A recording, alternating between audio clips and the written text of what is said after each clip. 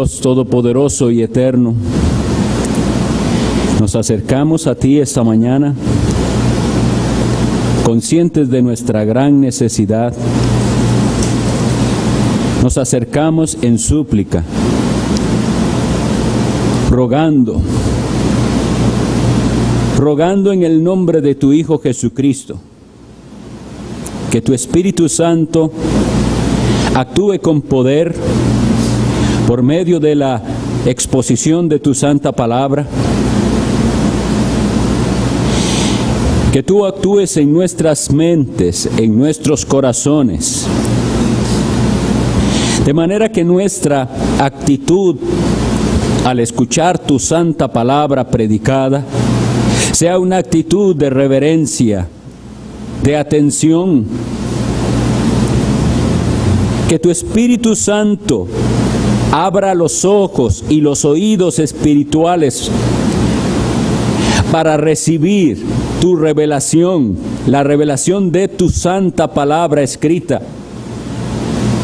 Y que sea tu Espíritu Santo el que la aplique eventualmente a nuestras almas. Queremos darte honra y gloria y alabanza, porque tuya es la salvación. Y nos gozamos en pensar, como hemos leído, que habrá un día en que tú reunirás a todo tu pueblo, de toda tribu y pueblo y lengua y nación. Y estaremos en tu presencia adorándote. Y el Cordero será nuestro pastor, y desde ahora lo es. Y te damos gloria y honra por esto. Ven, Señor, apacienta a tu pueblo que aquí se reúne. Salva las almas de aquellos que están perdidos aún. Ten misericordia, oh Dios, y visítanos, que tu presencia sea percibida por cada persona aquí. A ti sea dada la honra, la gloria, por Jesucristo tu Hijo. Amén. Pueden sentarse.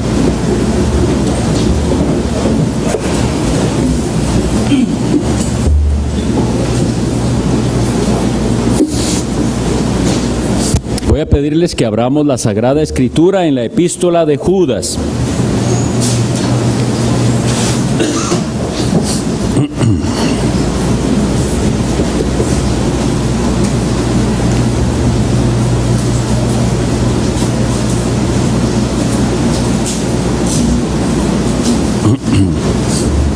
Vamos a leer los primeros 19 versículos de la Epístola de Judas. Y a los hermanos que están haciendo el esfuerzo de memorizar, adelante, es para nuestro bien, para la gloria del Señor, además lo hacemos. Epístola de Judas. Judas, siervo de Jesucristo y hermano de Jacobo, a los llamados, santificados en Dios Padre y guardados en Jesucristo, misericordia y paz y amor os sean multiplicados.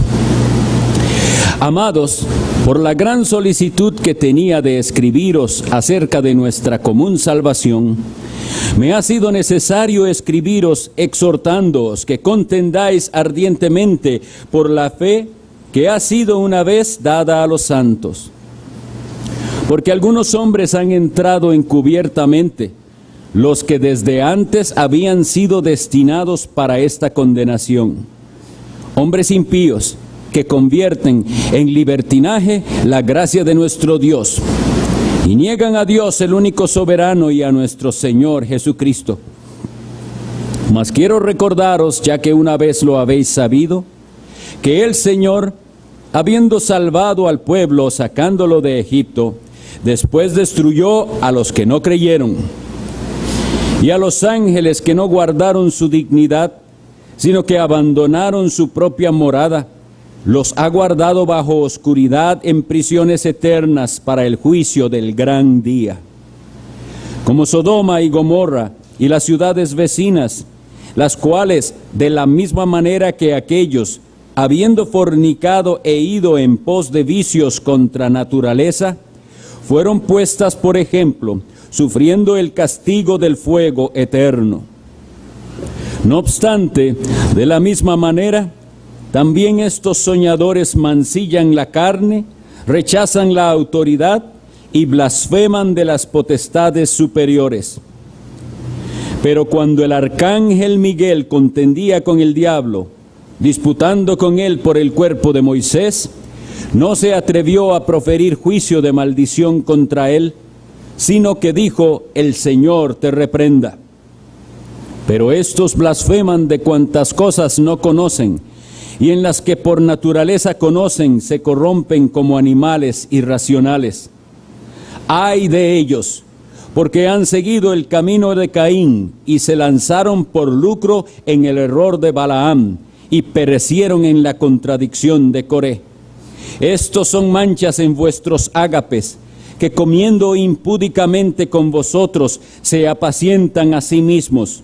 Nubes sin agua, llevadas de acá para allá por los vientos, árboles otoñales sin fruto, 2 veces muertos y desarraigados, fieras ondas del mar que espuman su propia vergüenza, estrellas errantes para las cuales está reservada eternamente la oscuridad de las tinieblas.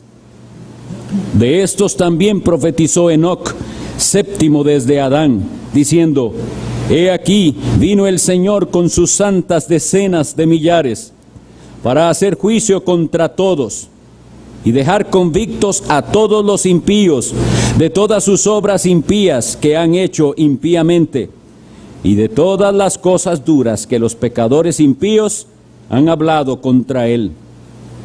Estos son murmuradores, querellosos, que andan según sus propios deseos, cuya boca habla cosas infladas, adulando a las personas para sacar provecho. Pero vosotros, amados, tened memoria de las palabras que antes fueron dichas por los apóstoles de nuestro Señor Jesucristo, los que os decían: en el postrer tiempo habrá burladores que andarán según sus malvados deseos. Estos son los que causan divisiones, los sensuales que no tienen al Espíritu.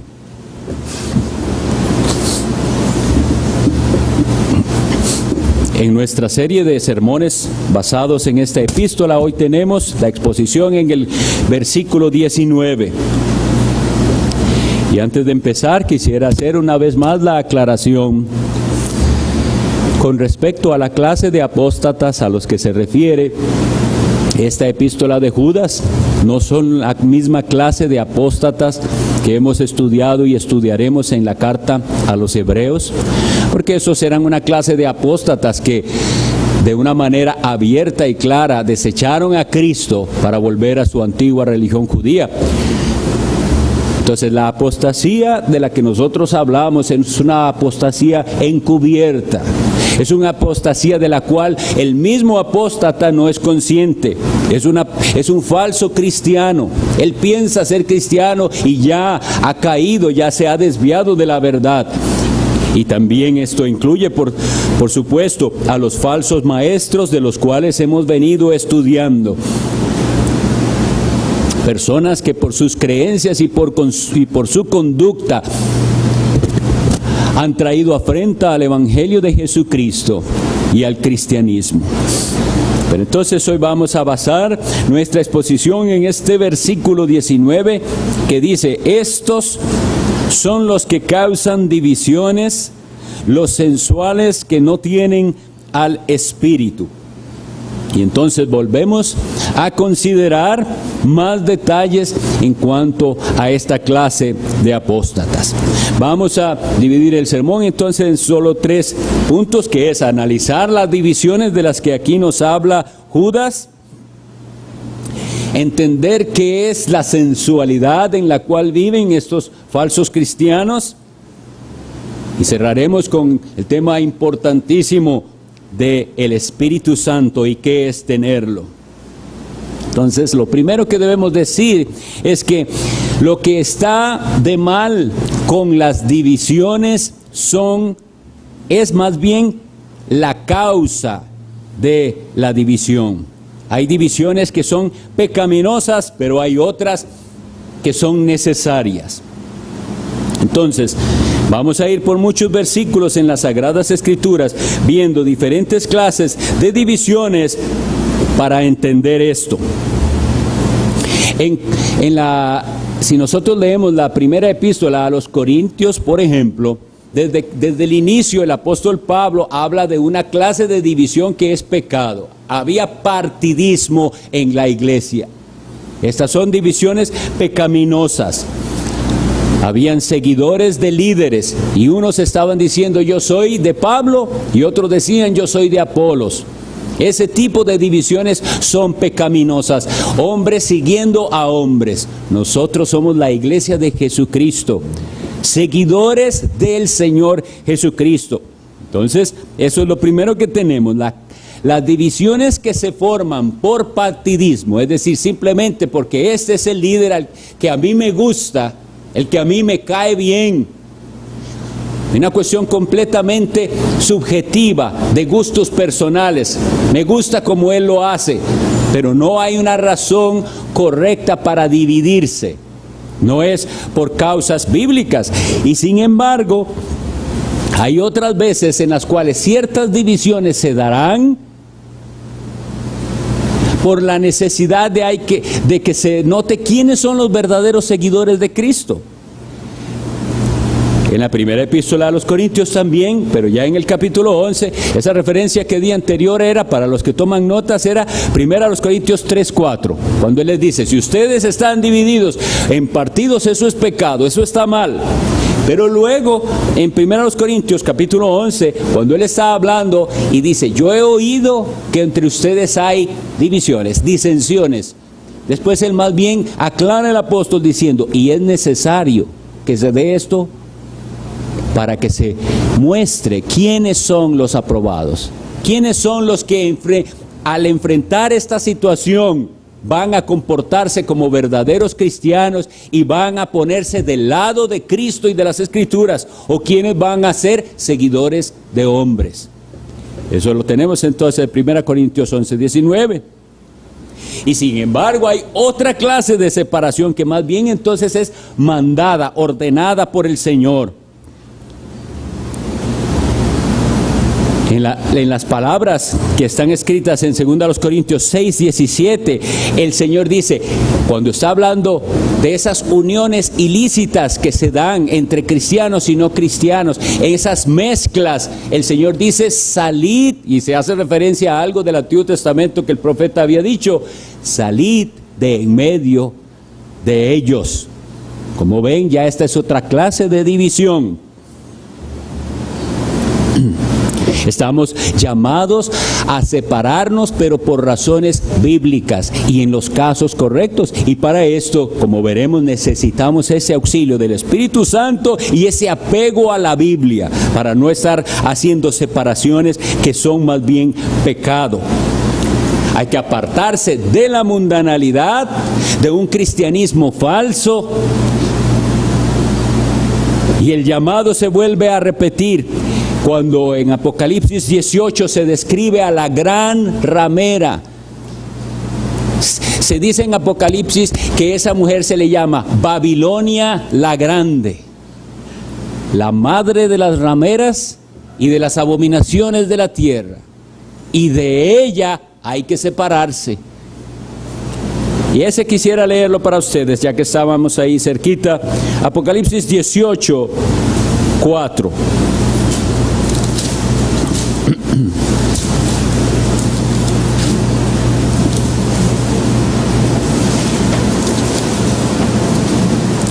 Y oí otra voz del cielo que decía, salid de ella, pueblo mío, para que no seáis partícipes de sus pecados, ni recibáis parte de sus plagas.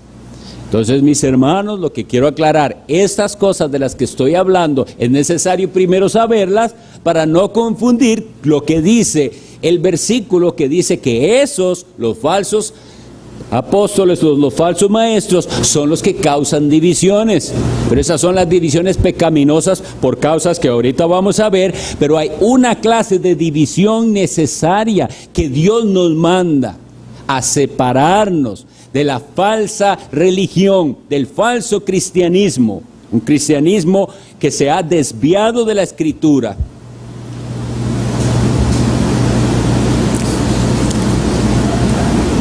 Ahora, volviendo entonces a nuestro tema, ¿cuáles son esas divisiones que causan estos falsos cristianos? Estas son las que nosotros llamamos herejías. En las palabras del apóstol Pedro es herejías destructoras. Son falsas enseñanzas que se apartan de tal manera de la verdad revelada en las Sagradas Escrituras que si alguien las cree y las sigue, se condena. ¿Entienden? El asunto de las divisiones es serio por eso, porque si alguien abraza una herejía como tal, eso lleva a la condenación.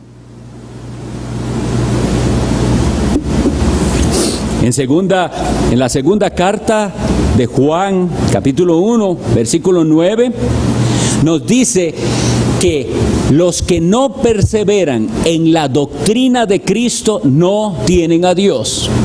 Y eso es esencial para que entendamos entonces lo que son las herejías. Hay una frase que me gustó mucho que leí hace un tiempo que decía así, era de uno de los antiguos, Ireneo, decía: las herejías son presentadas tan hábilmente que parecen más verdaderas al ignorante, eso sí, que la verdad misma. ¿Oyen? Las herejías son presentadas de tal manera, dice, con una habilidad que al ignorante, al escuchar esa herejía, le parece más verdadero que la verdad. Pero son herejías que llevan a la destrucción.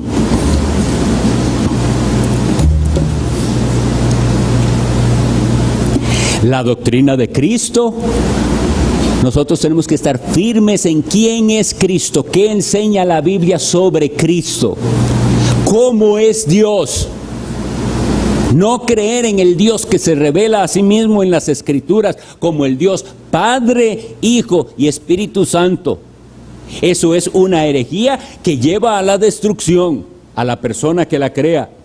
No creer en la persona del Hijo de Dios, en sus calidades divinas y humanas, lleva a la condenación de la persona que cree tal cosa. No creer en la persona del Espíritu Santo, y de eso vamos a hablar ahorita bastante más ampliamente, pero de él, eso lleva a la condenación.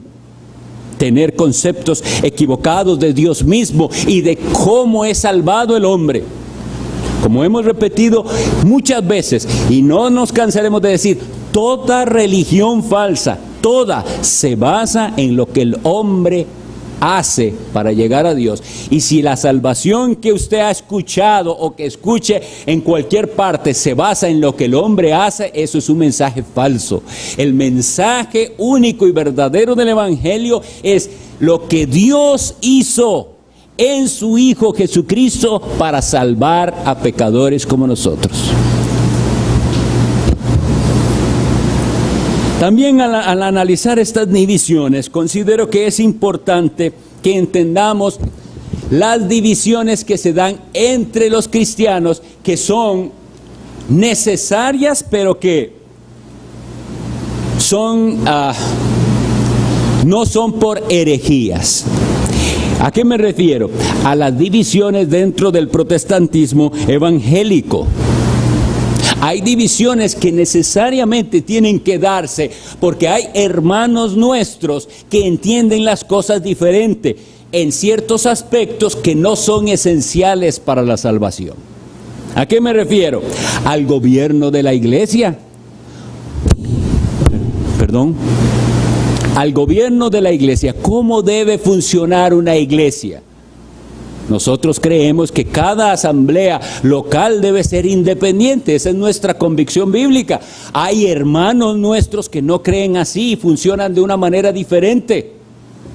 Si creemos diferente con respecto a esto, no podemos estar unidos en la misma iglesia, pero eso no significa que estamos diciendo que ellos no sean hermanos nuestros, ni cristianos, ni salvos. La administración de las ordenanzas sagradas. Llamamos ordenanzas sagradas a los sacramentos, al bautismo y a la cena del Señor. Hay hermanos nuestros con diferentes posiciones al respecto. Algunos practican una cena completamente cerrada, otros una abierta. Algunos practican diferentes modos de bautismo. Para nosotros el bautismo es la inmersión del creyente, etc. Pero eso, si nosotros no estamos de acuerdo, nos divide, pero no nos divide en el sentido que nos divide una herejía. ¿Me entienden? No nos divide de esa manera. Y sin embargo, nos divide. La aplicación del principio regulador o regulativo de la adoración. Nosotros hacemos las cosas que hacemos porque esa es nuestra convicción bíblica. No significa, hermanos, quitémonos esto de la cabeza, que nosotros hacemos el culto como lo hacemos porque así nos gusta a nosotros hacerlo. Es nuestra preferencia. No es por eso, es porque nuestra convicción bíblica de cómo debe ser un culto a Dios. Esa es la razón. Pero otros tendrán otras convicciones al respecto de eso y eso nos va a separar. Si fuera cuestión de solamente de gustos, entonces estamos entrando en carnalidad. Pero son convicciones bíblicas que, como les digo, nos pueden separar, pero no son herejías. Ni vamos a considerar anatemizados, es decir, bajo la maldición de condenación a los que no creen en esos aspectos como nosotros. En cambio, en el Evangelio, ¿qué decía Pablo a los Gálatas?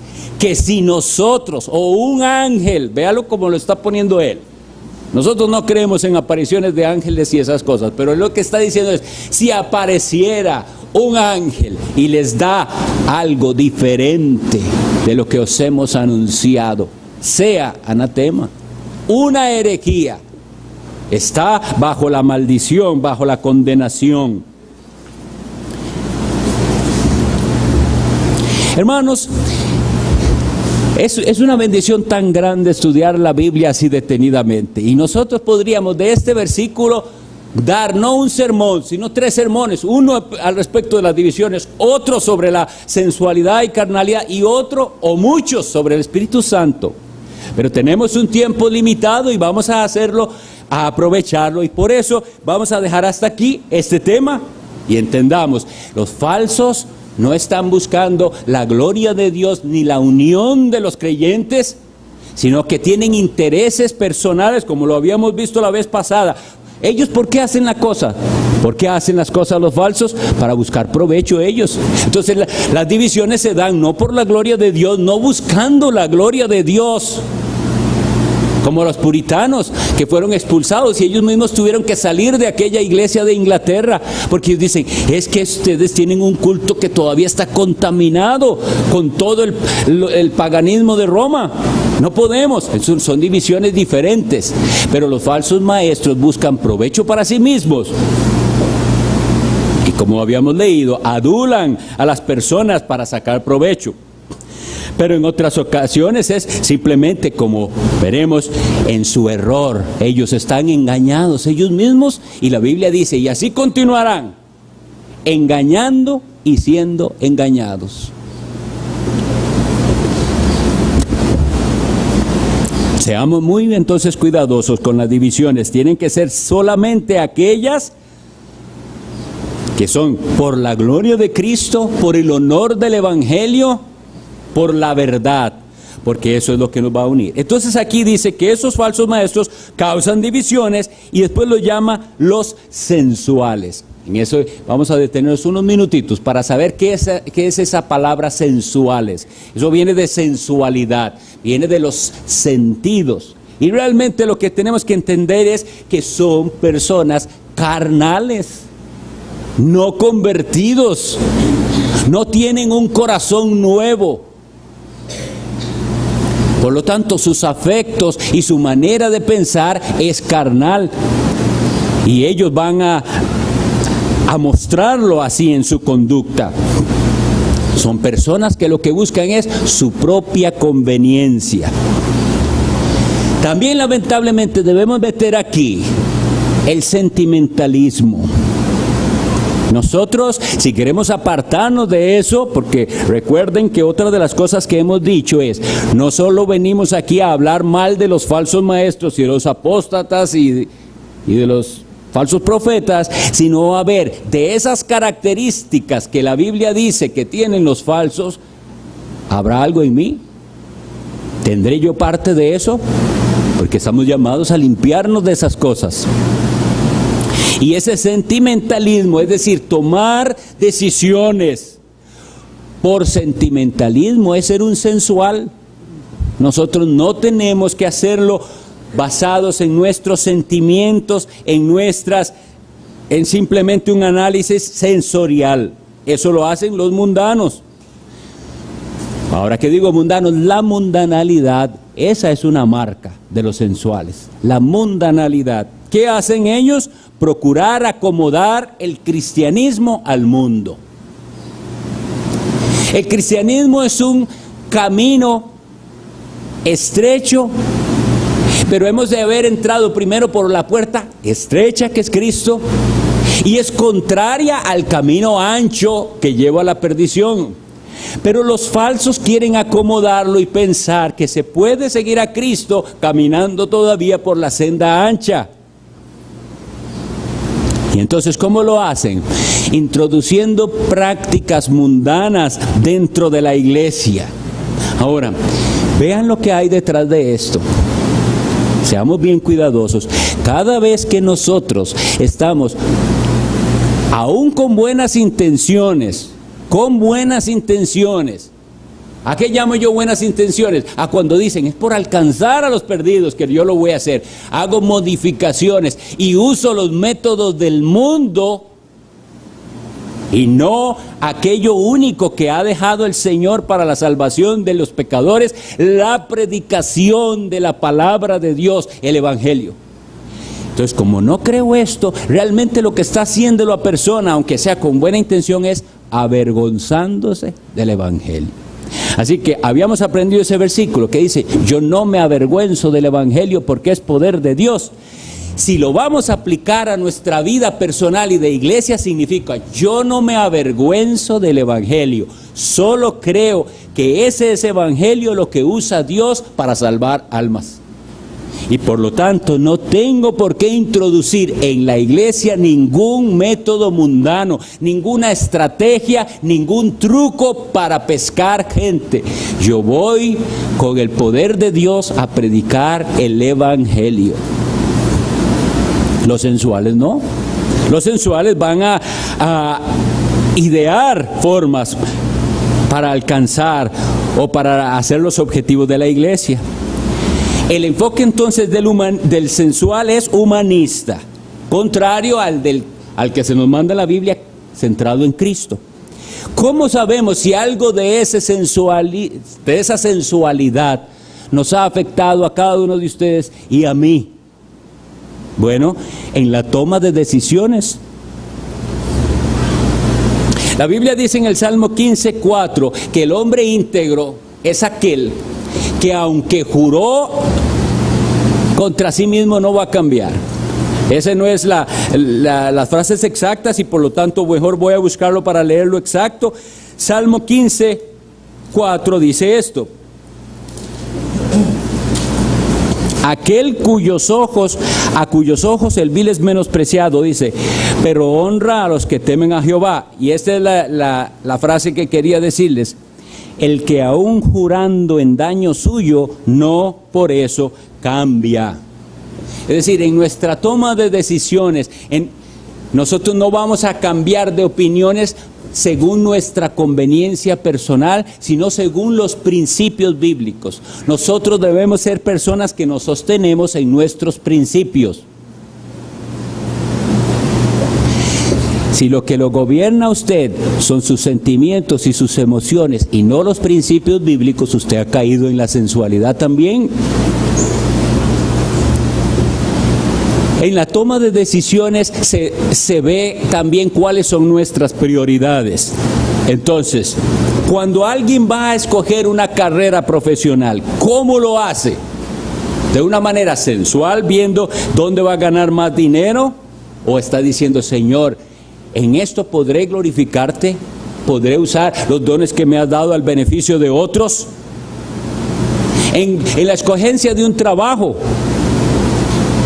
es importante para la persona indagar, no vaya a ser que me den un trabajo, pero que ese trabajo me impida congregarme y guardar el día del Señor. No vaya a ser que aquel trabajo esté también involucrado con prácticas deshonestas. Yo tengo que decir no. Y en las uniones matrimoniales, esas decisiones que toman algunos que piensan ser cristianos, pero el asunto espiritual no lo consideraron, y cayeron en ese pecado, en la sensualidad. Porque las palabras de Pablo en 2 Corintios 6:14 es: ¿qué comunión tiene la luz con las tinieblas? ¿Qué comunión tiene la luz con las tinieblas? Y por eso es donde se va a notar la sensualidad. Hay gente que dice ser cristiana y no tiene problema para tener un estrecho compañerismo con impíos. Y pueden decir, es mi mejor amiga, mi mejor amigo. Y es una persona que no conoce a Cristo. Ha caído en la sensualidad. Está nada más dirigiéndose por sus sentimientos, por sus emociones. Y ahora sí, en el siguiente tiempo vamos a hablar del centro de todo, que es: no tienen al Espíritu. Por eso es que son como son. Por eso es que son sensuales y toman decisiones basadas en la carnalidad. Y por eso es que causan tales divisiones. Vamos a hablar de algo indispensable y muy sagrado, y yo ruego la atención de cada uno de los que estamos aquí en algo así. La Biblia dice que ellos no tienen al Espíritu Santo, obviamente. Entonces vamos a ir por varios versículos a ver lo que la Biblia nos enseña del Espíritu Santo. Y vamos a ir a ello con temor delante del Señor, pidiendo que Él lo aplique a nuestras vidas. Abramos la Escritura en el Evangelio de Juan, capítulo 14.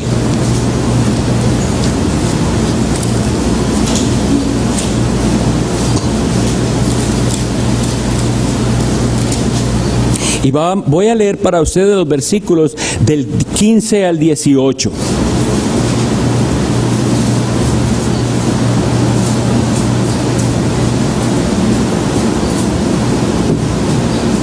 Evangelio de Juan 14, del 15 al 18.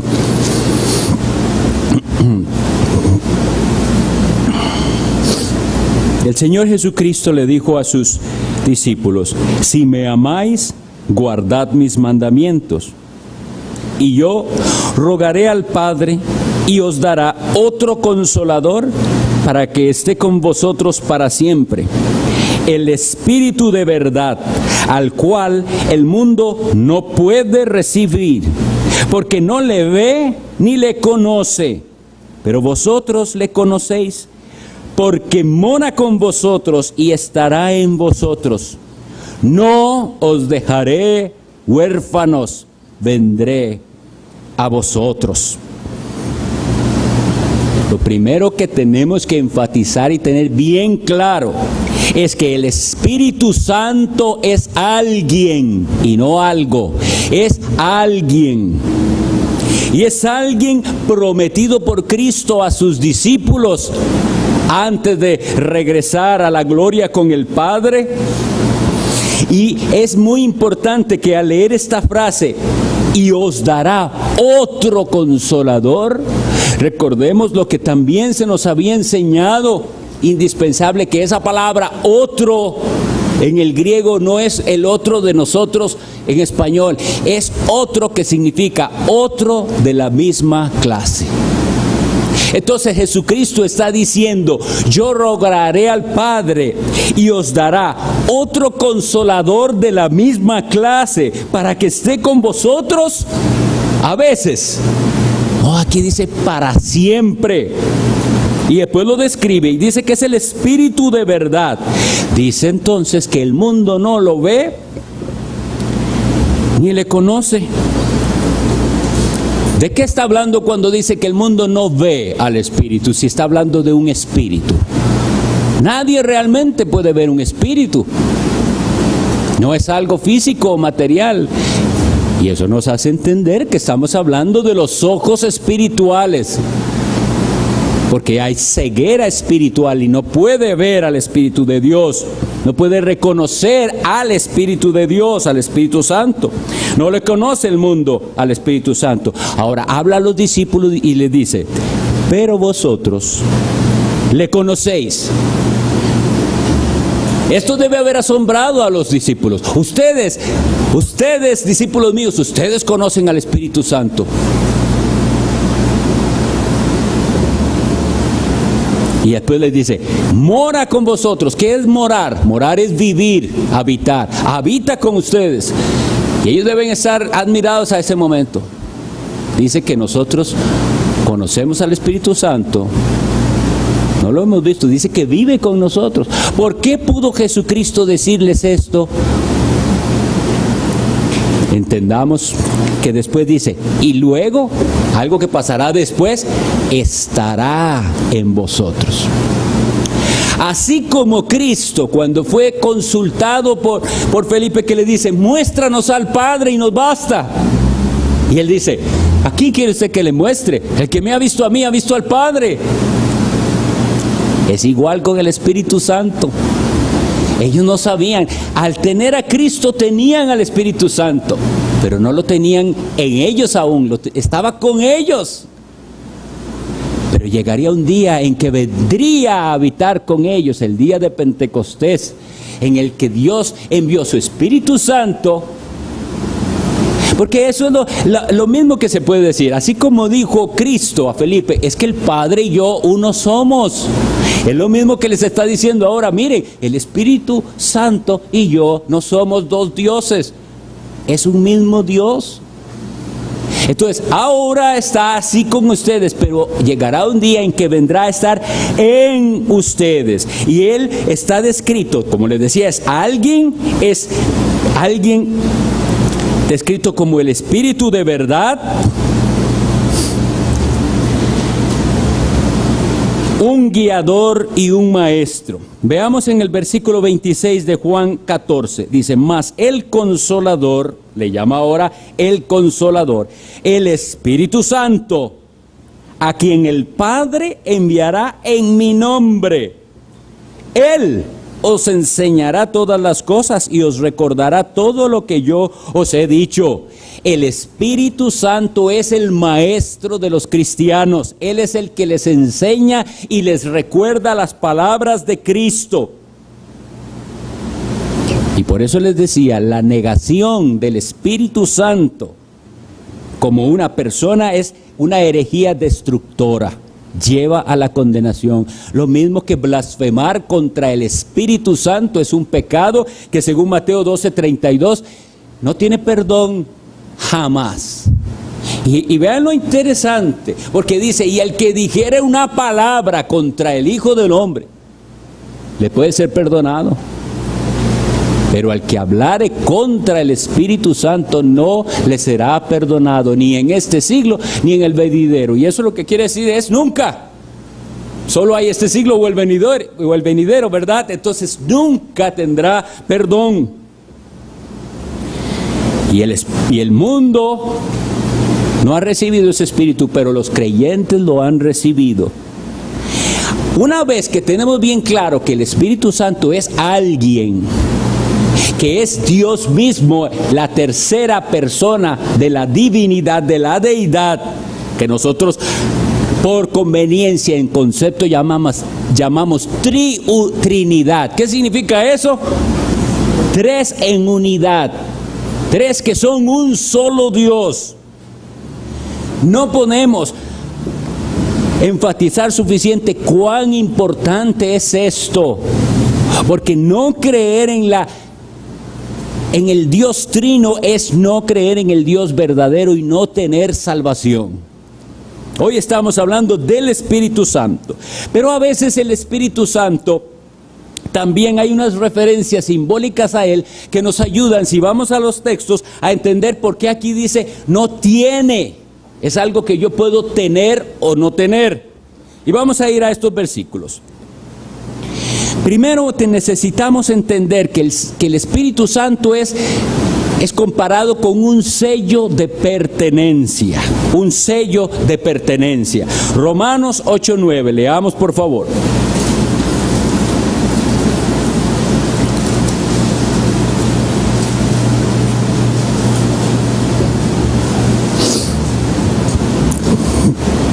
Mas vosotros no vivís según la carne. Oigan este versículo. ¿Saben qué está diciendo este versículo? Mas vosotros no sois sensuales. Ustedes no viven así, sino según el Espíritu. Y después él aclara: si es que el Espíritu de Dios mora en vosotros. Y si alguno no tiene el Espíritu de Cristo, no es de él. Este versículo nos sirve para separar. Solo hay dos clases de personas en el mundo. Unos son de Dios y otros no son de Dios. Nosotros queremos clasificar y dejar, hay unos que casi son más o menos, no es, o estás en Cristo y tienes el Espíritu de Cristo, que es el Espíritu Santo, o no estás en Cristo y estás entonces en tus pecados. Pero ¿cómo lo sé? Aquí dice: pero vosotros no vivís según la carne. Así que si alguien vive, y esa palabra es importante, vive según la carne, vive en pecado, es un sensual, no tiene al Espíritu Santo. Leamos por favor Efesios 1:13. Estos son realmente repasos, pero son repasos necesarios y preciosos.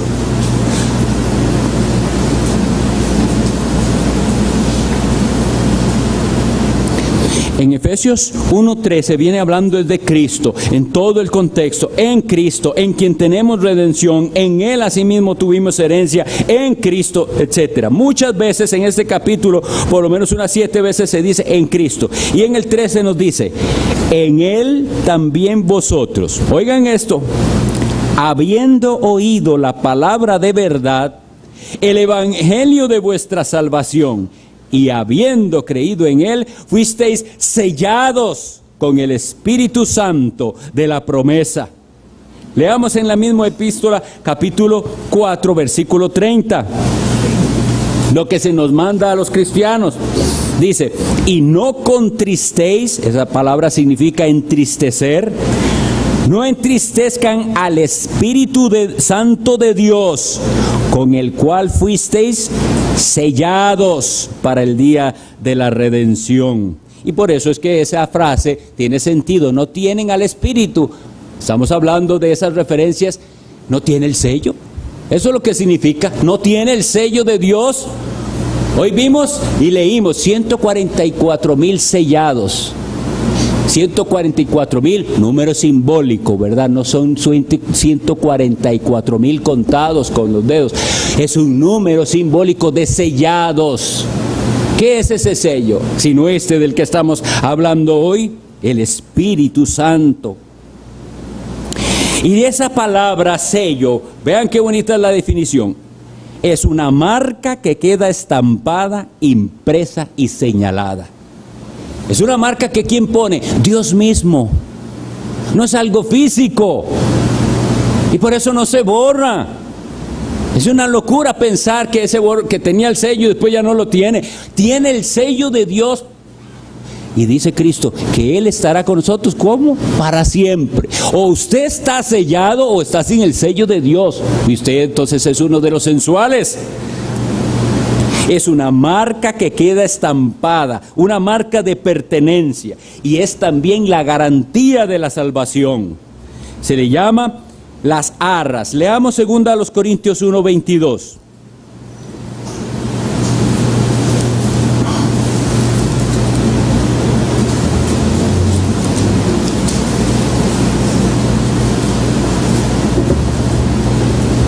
pero desde el 21, para que veamos aquí el Dios único y verdadero, que es Padre, Hijo y Espíritu Santo. Dice: y el que nos confirma con vosotros en Cristo, en el Hijo, y el que nos ungió es Dios, o sea, el Padre, el cual también nos ha sellado y nos ha dado las arras del Espíritu en nuestros corazones. ¿Qué es esa palabra arras? Las arras es una prenda, una señal de garantía en un contrato. ¿Oyó? Es una prenda que se da. Tome esto. Le doy mi palabra de que voy a cumplir lo que le dije. Tome esto, esto es la garantía. Así se hacía el contrato. Dios está haciendo eso con el Espíritu Santo y diciendo que Él dio. Ya vimos el Espíritu Santo como un sello y ahora como las arras. Y Él dice: yo te doy esto para que usted sepa que el día final usted va a estar conmigo. Las arras le llama del Espíritu en nuestros corazones, de que Él nos dará la herencia prometida aquel día. Si esto es así tan importante, tener al Espíritu Santo, y usted no sabe, tiene que estar en grave peligro, porque aquel día usted necesita tener ese sello y esa garantía para el día final. Ese Espíritu Santo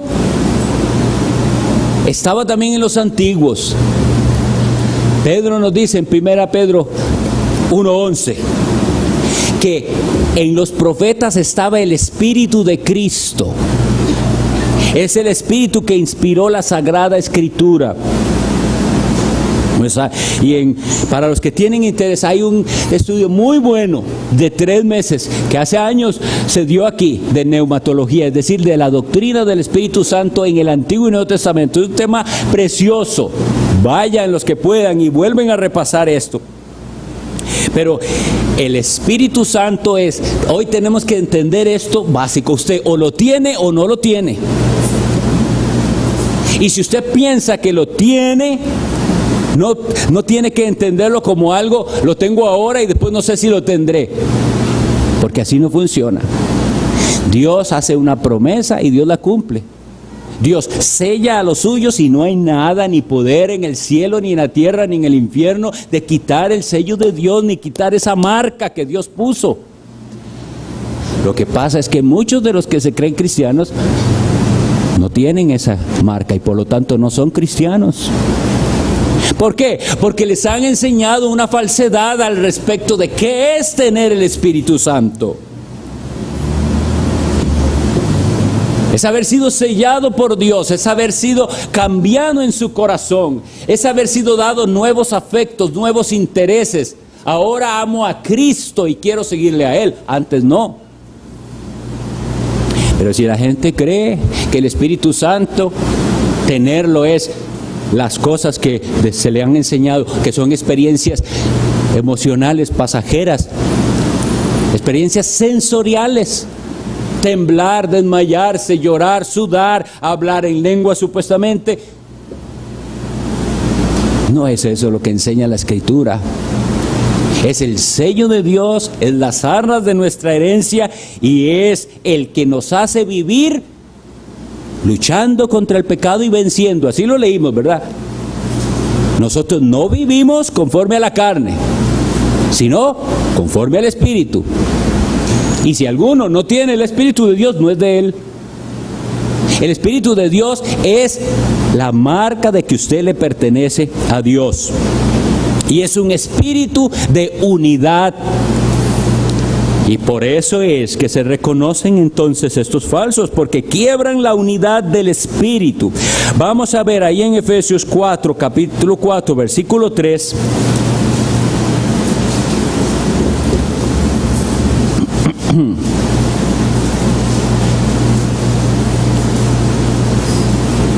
Desde el 1 al 3 leo. Efesios 4, yo pues, preso en el Señor, os ruego que andéis como es digno de la vocación con que fuisteis llamados, con toda humildad, y mansedumbre, soportándonos con paciencia los unos a los otros. Versículo 3. Solícitos en guardar la unidad del Espíritu en el vínculo de la paz. Y después ahí lo dice, un cuerpo y un espíritu. Es el Espíritu Santo lo que une a los cristianos. ¿Los une en qué? En su amor por Cristo. Porque en Romanos 5:5, no lo busque, pero ahí está, dice, la esperanza no avergüenza, porque el amor de Dios ha sido derramado en nuestros corazones por el Espíritu Santo que nos fue dado. Ese amor por Cristo y ese amor por los que aman a Cristo fue implantado en el corazón del creyente por el Espíritu Santo que nos fue dado. Por eso hay unidad en el pueblo de Dios.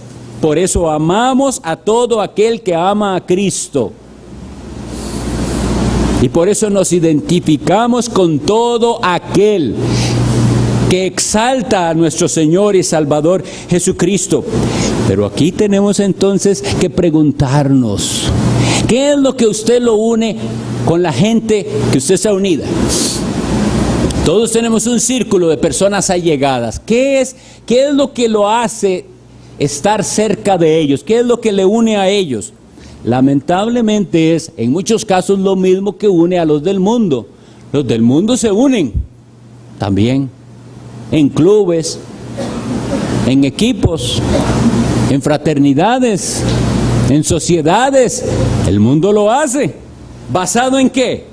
Son decisiones como lo de los sensuales, en aficiones de este mundo, en intereses de este mundo, en hobbies, en deportes, en lo que sea. El mundo se une y ellos están unidos en causas comunes.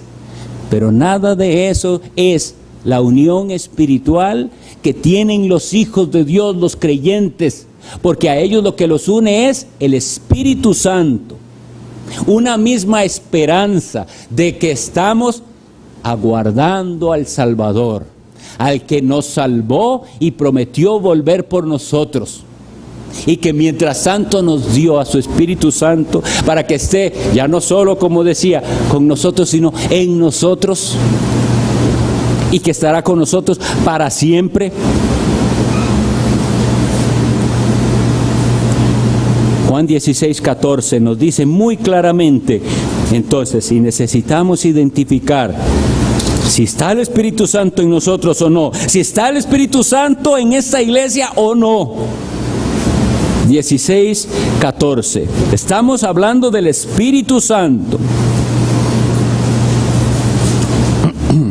Versículo 13 y 14. Pero cuando venga el Espíritu de verdad, aquí estamos hablando de la profecía de Pentecostés, va a venir.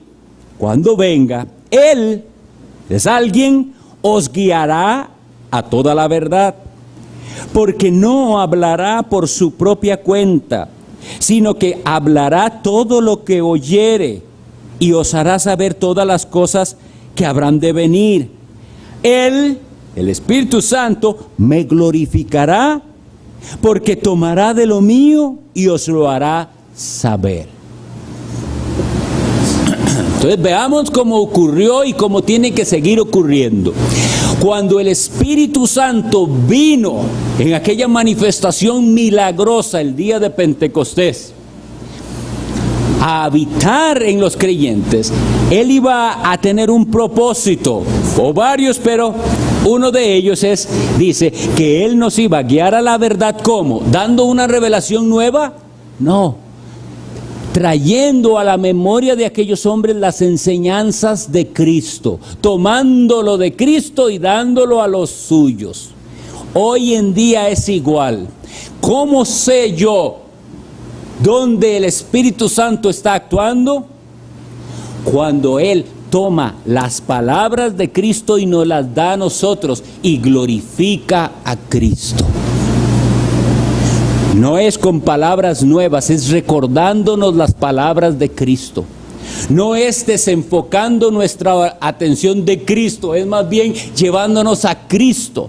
Esa es la labor del Espíritu Santo. Y cualquier actividad, cosa que se haga en las iglesias o en nuestras propias vidas que nos desenfoca de Jesucristo, eso no es de Dios, no es del Espíritu Santo.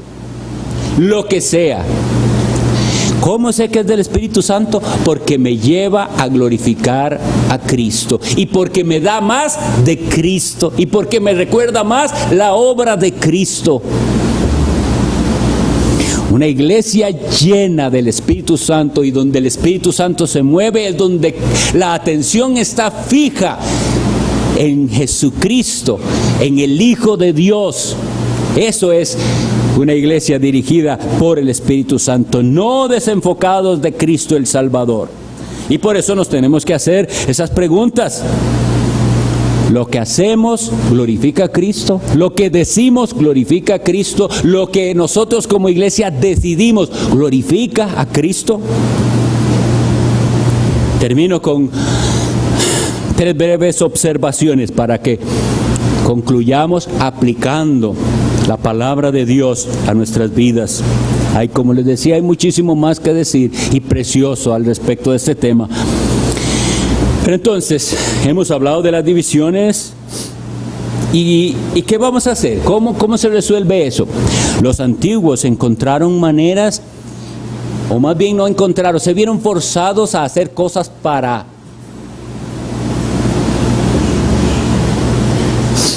prevenir a futuro divisiones y también para explicar las posiciones. Y es lo que nosotros llamamos credos y confesiones de fe. En los tiempos antiguos, ¿qué era lo único que había que saber? Jesucristo es el Señor, eso es lo que necesitamos saber. Después fue más. Grande es el misterio de la piedad, dice Pablo. Dios fue manifestado en carne, visto de los ángeles, justificado en el Espíritu, recibido arriba en gloria. Son confesiones de fe. Y después más y más, y después tenemos explicaciones más amplias que cuando entraron las herejías, es decir, las doctrinas esas destructoras, la iglesia se vio en la necesidad de decir, bueno, pero ¿qué es lo que enseña la Biblia? Pongámoslo para que nosotros y nuestra iglesia lo sepa. Entonces, por eso es que nuestra iglesia adoptó una confesión de fe, un documento que, si bien es cierto, nos separa de otros hermanos evangélicos, nos une a nosotros que tenemos un mismo entendimiento de las Escrituras y nos protege a futuro. Solo falta una generación para que todo se descomponga si no hay un fundamento bien claro. Las confesiones de fe, así que si tenemos una, aprovechémosla porque ahí tenemos lo esencial y básico que nos une como una congregación. Y por eso es que nosotros damos también esa clase para enfatizar la doctrina de la iglesia y lo que nosotros creemos. Segundo, la sensualidad. Hoy tenemos que hacernos esta pregunta. Todos, desde el más pequeño hasta el más grande. Una pregunta que nos hacemos a nosotros mismos. ¿Somos guiados por el Espíritu Santo o no? ¿Somos guiados por nuestra naturaleza caída, por la carnalidad, o nos guía el Espíritu Santo? Porque la Biblia dice, los que son guiados por el Espíritu de Dios, esos son los hijos de Dios. No se trata de apariencias, no se trata de venir solamente a la iglesia. La pregunta es, ¿usted es guiado por el Espíritu de Dios? Porque ahí dice así, son los guiados por el Espíritu de Dios los hijos de Dios. El que no tiene el Espíritu de Cristo no es de Él. ¿Y a dónde nos guía el Espíritu de Dios? Más cerca de Cristo cada vez, más de Cristo. ¿Cómo son sus decisiones entonces? ¿Sensuales? ¿Dónde están sus intereses? ¿Cuáles son sus prioridades en la vida? ¿De qué habla usted mucho? Por ponerlo en esta manera. ¿Cuál es su tema principal de conversación? ¿Es usted de los sensuales que no tienen al Espíritu? ¿Le interesan más otras cosas que Cristo y su gloria? Y la Biblia dice que ese espíritu que Él nos dio es el que nos auxilia en nuestra debilidad y por el cual nosotros clamamos, Abba, Padre. La pregunta entonces es, ¿usted ve a Dios como un ser lejano? ¿O usted puede decirle, Abba, Padre? Aquí estoy, Padre mío. Otra vez voy a hablar contigo por medio de la oración. Y usted siente el auxilio del Espíritu Santo que a pesar de su cansancio y a pesar del sueño y a pesar de que trabajó mucho, yo voy a apartarme porque el Espíritu clama dentro de mí, Abba, Padre. O usted puede pasar días sin clamar a Dios y sin estar en su presencia y no hay ese gemir en su alma, no tiene el Espíritu Santo, no es de Dios. No es cristiano. El Espíritu Santo nos auxilia en nuestra debilidad. Yo no estoy diciendo que no hay debilidad, hay, y lucha constante de la carne contra el Espíritu. El asunto es que Él viene, porque está prometido, Él viene y nos auxilia en nuestra debilidad. No sé cómo orar, pero el Espíritu me enseña y me va enseñando cada vez más. No entiendo a veces la palabra de Dios, pero el Espíritu Santo me va dando más luz y más luz. Cada vez que leo la Biblia, voy entendiendo mejor y más. Si el Espíritu Santo no le ayuda y no le auxilia en su debilidad, no es que Dios miente, es que todavía usted y Dios son extraños. Porque Él ha dicho así, que Él dio las arras, tome el compromiso. El sello de Dios. Esa es la pregunta. ¿Tiene usted el sello de Dios? ¿Tiene usted las arras que le garantizan que un día Él le dará la herencia prometida en Cristo? No tiene que quedarse para siempre en dudas. Es cuestión de clamar a Dios si hay dudas. Pero si usted es de Él, usted se regocija. Y usted dice, sí, así es mis ratos. Abba, Padre. Aquí vengo en oración una vez más, en súplica, mira mis debilidades, mis flaquezas, mis pecados. Voy a Cristo una vez más. Eso hace el Espíritu Santo, nos lleva a Cristo una vez más, todos los días, a Cristo. ¿Ha tratado Dios con usted? Que hoy sea ese día en que Dios trate con usted y lo selle con el Espíritu Santo y le dé las arras, y entonces usted espere al Salvador, no porque se acabarán los problemas, sino porque quiere estar con Él.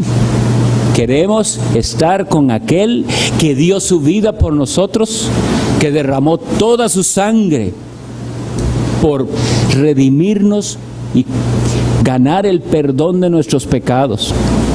Queremos estar con el Salvador. Eso es lo que hace el Espíritu Santo. Oremos.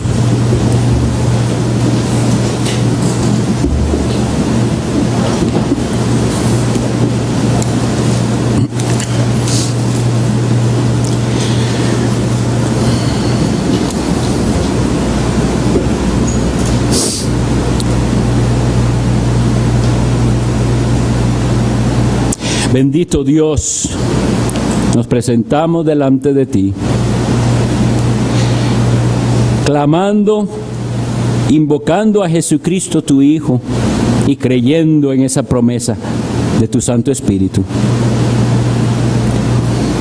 Pero hay aquí unos que dudan y hay unos aquí que se resisten también. Por el poder de tu Santo Espíritu y tu palabra, quebranta corazones para atraerlos al arrepentimiento y a la fe. Gracias por tus promesas. Gracias porque un día estaremos delante del trono sirviéndote. Gracias porque tú extendiste tu tabernáculo sobre nosotros en la persona de tu Hijo Jesús. Gracias porque también saciaste nuestra sed y nuestra hambre espiritual en Él. Y gracias porque un día definitivamente enjugarás toda lágrima de nuestros ojos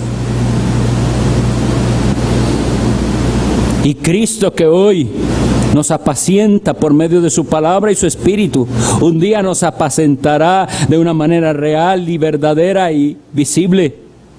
Y anhelamos aquel día.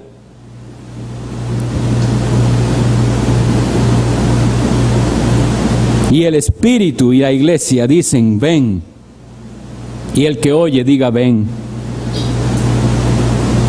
Y hoy está abierta la puerta para todo aquel que quiera venir a beber del agua de la vida. Tráelo, Señor, a ti. Gracias por tu Espíritu Santo, Espíritu de verdad, Consolador nuestro. Gracias por haber abierto nuestros oídos y nuestros ojos y que hoy podamos llamarte a ti, Abba, Padre. A ti sea la honra y la gloria por siempre. Amén. Vamos a ponernos de pie y cantamos una estrofa.